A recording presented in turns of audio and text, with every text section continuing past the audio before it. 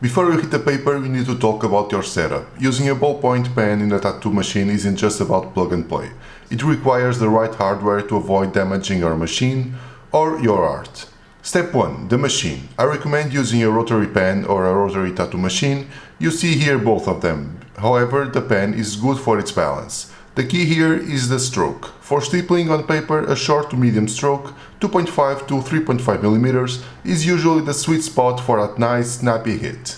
Step 2. The cartridges. These are not your regular needles. These are ballpoint pen cartridges. You can buy them online or at a tattoo shop. It's easy to use and practical. However, if you want a DIY version of it, you can grab a direct drive rotary machine like this and pick up a normal pen cartridge. Use the top of the bar needle, clip it, insert it on the plastic tube of the ink cartridge, light it up a bit to contract plastic, and essentially that's it. Now you just need a disposable grip to stabilize everything. This is a solid option, however it's much more time consuming.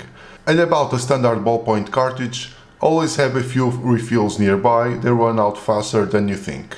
Step 3. The paper. This is where most beginners fail. Standard printer paper is too thin. You need heavyweight paper, at least 180 GSM to 300 GSM. Look for watercolor paper, usually they are around 300 GSM, and be aware of the grain. Check if the paper is hot or cold press. You should choose the hot press since it's a bit more flat than the cold one and it's easier on the tips of the ballpoint cartridges. Step 4. Power and voltage. On paper, we don't need the high voltage we use for skin.